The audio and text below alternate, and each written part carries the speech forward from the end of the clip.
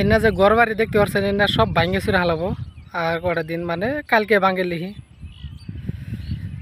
যেহেতু আজকে হাইস লেভেল উচ্চাত করলো কিন্তু এই যে এটা আছে পাগলা বাজার এরিয়া দেখেন এটা কিন্তু ভাঙবো আমি বর্তমান ঝাড়ে আইসি আজকে ভাবলাম অল্প ঘুরে আসি ঝাড়ে থেকে আর এনা সময় এসে গেছে যেহেতু হাইস লেভেল ভাঙা ধরছে